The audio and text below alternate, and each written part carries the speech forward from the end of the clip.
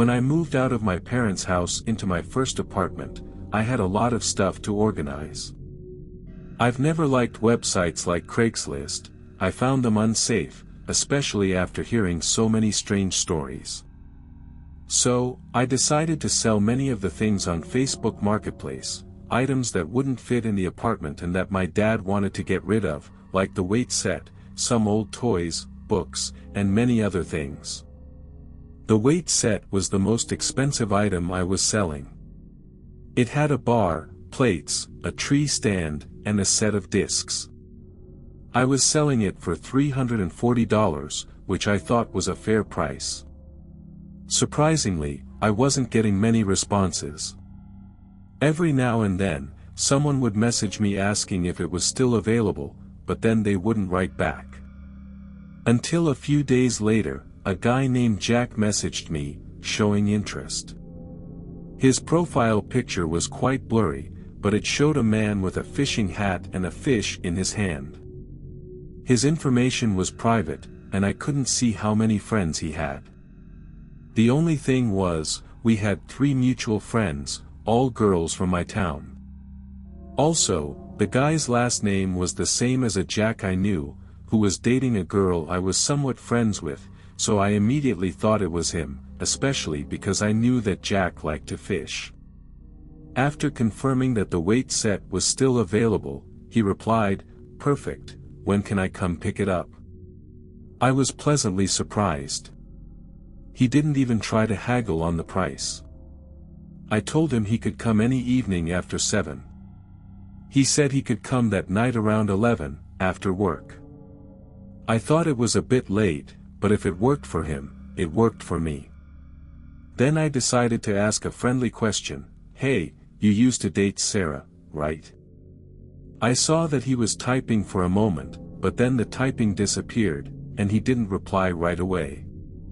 After a few minutes, he wrote back saying yes. I thought it was a bit strange, that pause, but it could have been a coincidence. Maybe he thought it was odd that I asked, so I said, "Yeah, I recognized you."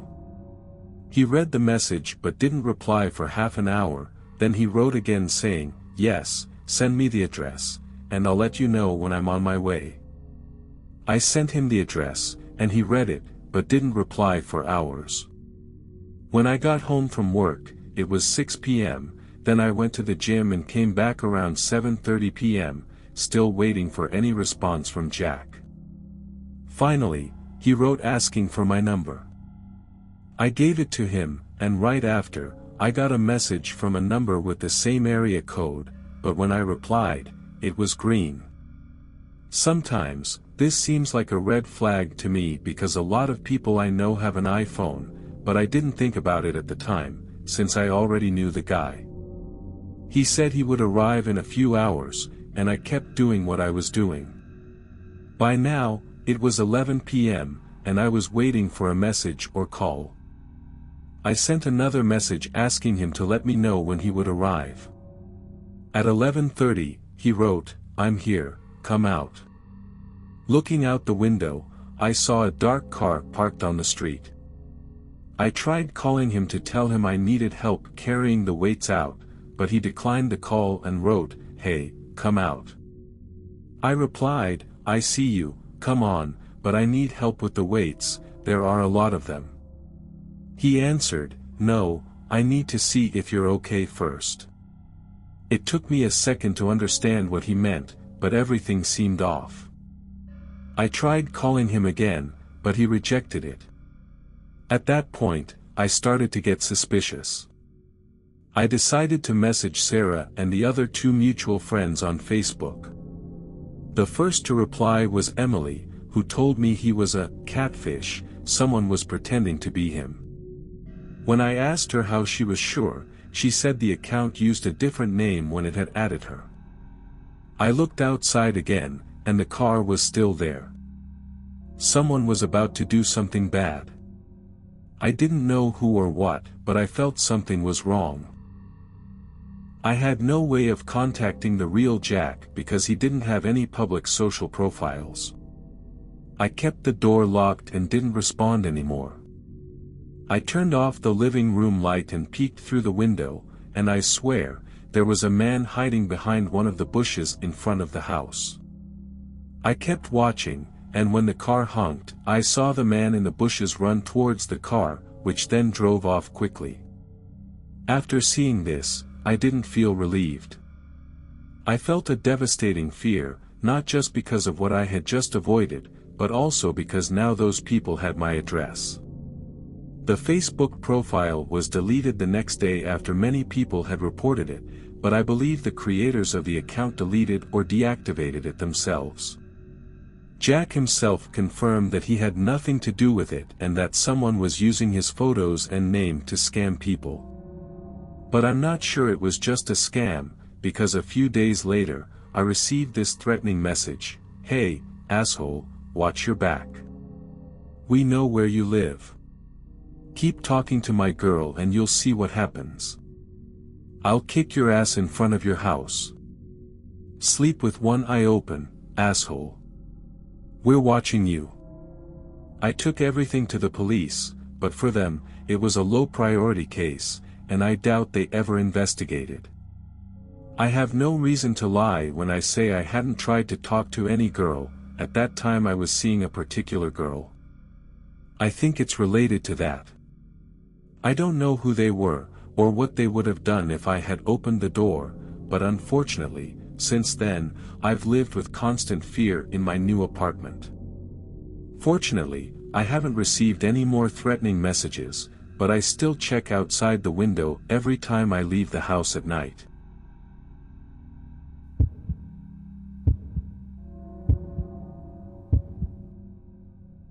It must have been 2016. I was selling this old pinball machine we had since we were kids. It wasn't one of those super expensive arcade machines worth thousands of dollars, but it was definitely worth a few hundred.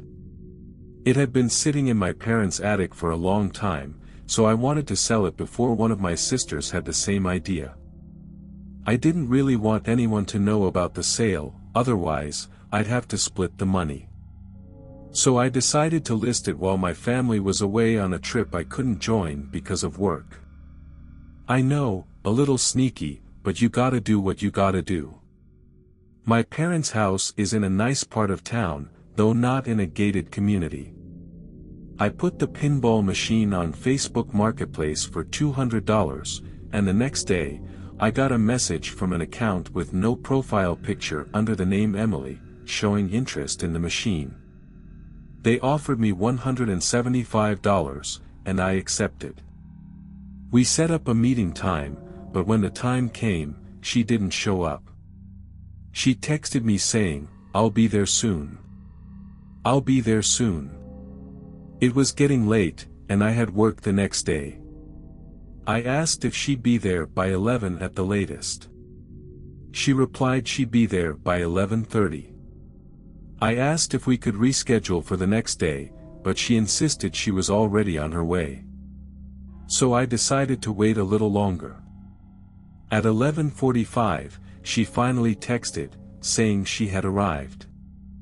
I went to the front door and saw a car parked outside. What I didn't expect was to see all 4 doors open and 4 people get out, 1 girl and 3 guys. I texted her, "Are you here with other people?" At that point, she stopped responding. I watched as the 4 of them walked toward my door. I kept the security lock in place. Those 3 guys looked pretty big, and all 4 of them had a sketchy vibe. When they got close enough, I asked, "Are you Emily?" She replied through the door, "Yeah." I said, "I can't let all of you in. My parents are sleeping." Obviously, I was lying. Emily, or whoever she was, tried to open the door and yelled, "What are you talking about?" When she realized it was locked, she started pounding on the glass. That's when I decided to fully shut the front door.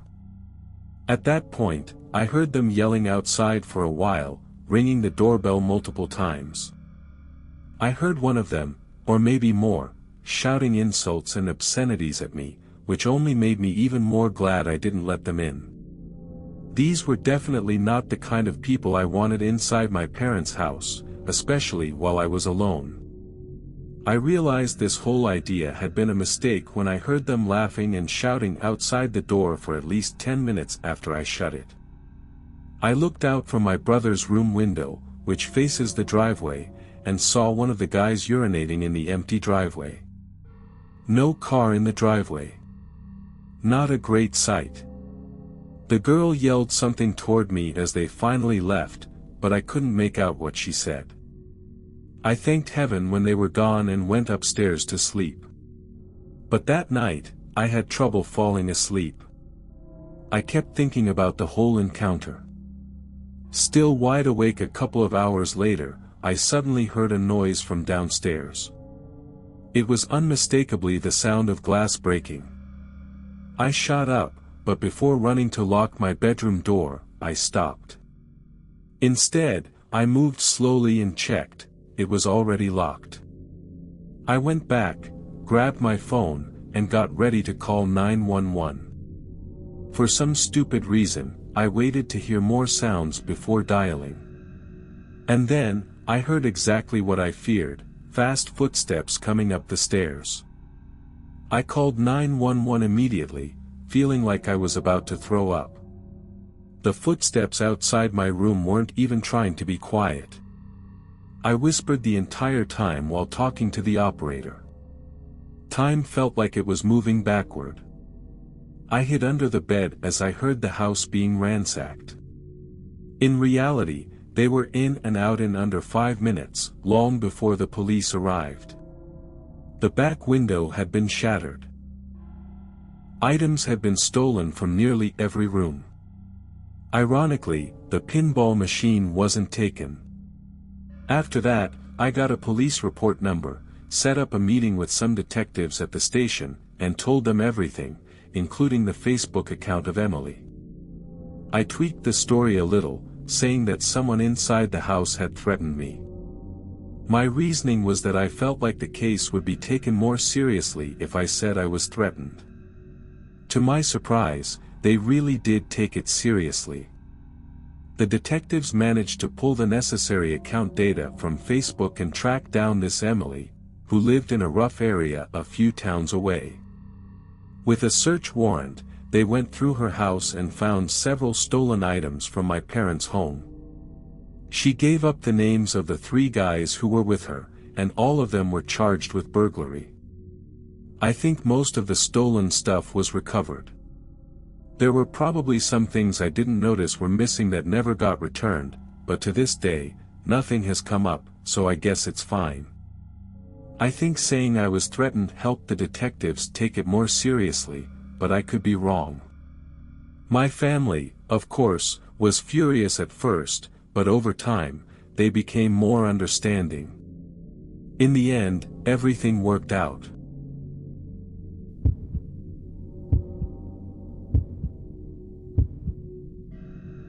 I was looking for a new phone on Craigslist and Facebook Marketplace. It was a while ago, so it must have been an iPhone 8 or something like that. Back then, phones still had the home button.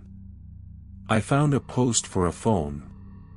It was a generic ad, an iPhone of some model for sale. The price was about $350. I remember thinking it was a really good deal for that time. The seller gave me all the necessary details, saying it was factory unlocked, never opened, and similar things. He even sent me a video of the box, still sealed. The seller, named James, seemed like a friendly guy and easy to contact. We exchanged messages, and he gave me his number. We agreed on a meeting point. In the Facebook ad, he mentioned a location much closer to me, but in the messages, he told me he was only there that morning and was now about an hour north. I wasn't too thrilled about that, but the deal was too good to pass up, and I didn't want to let it go. So, I asked a couple of friends if they wanted to come with me, mostly to make the 1-hour drive a bit more fun. My friend Emma agreed to come, but only if I bought her food. James sent me the address of a police station about an hour away from me, saying he did all transactions in police station parking lots to avoid scams. I didn't mind this at all, actually, it made me feel a little safer about the situation. We left around 8:30 p.m., with Emma in the car, and the drive was more fun thanks to her company. Plus, since it was Friday night, we had the chance to go out afterward and do something fun. When we got off the highway, we had about 10 minutes left, and we found ourselves in a secluded and quiet area.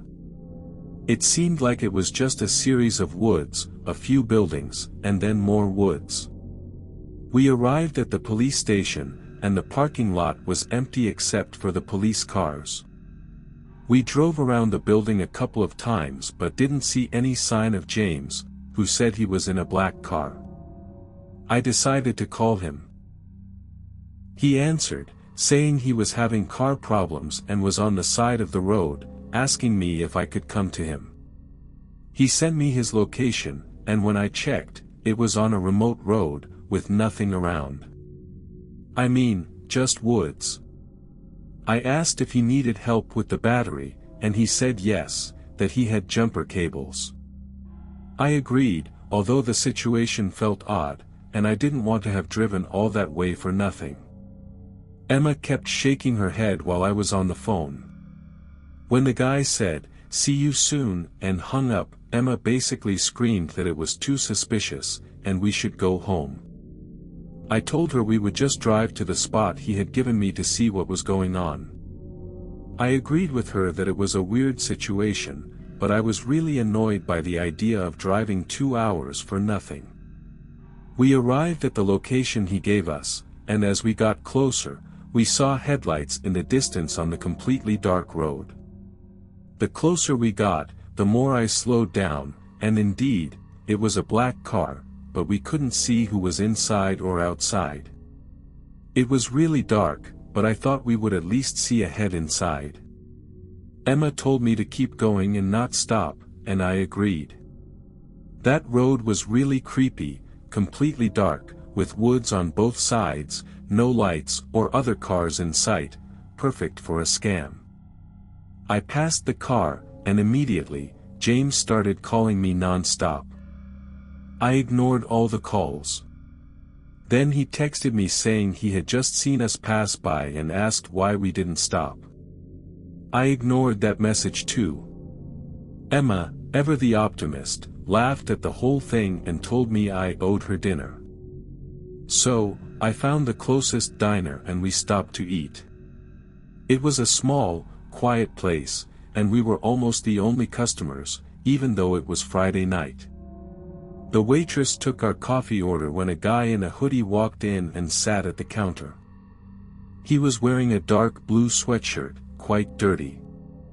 He looked at us for a moment, then stared straight ahead, talking to the waitress to order a coffee.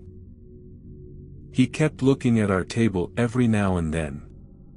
I whispered to Emma not to look, but that could be James. The waitress gave him the coffee, and the guy said loudly, "Thanks, sweetheart." It was him, the voice I had heard on the phone. I told Emma we needed to pay and leave. I waved to the waitress and whispered to bring me the bill. She asked if something was wrong, and I noticed the guy was still looking at us while I was talking.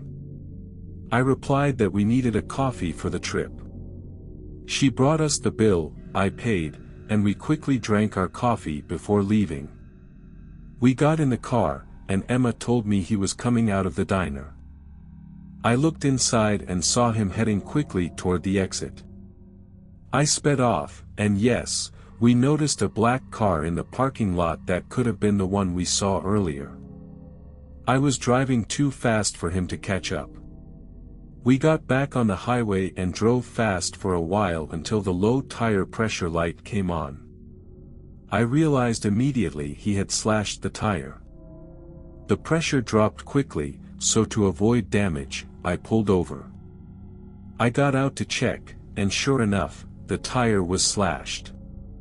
I had to replace it with the spare, a job that took me about 15 minutes. What a disaster. And yes, I ended up buying dinner for Emma that night. Now, Emma and I look at this story as something crazy to tell, but it's really eerie to think about how close we were to falling into a trap.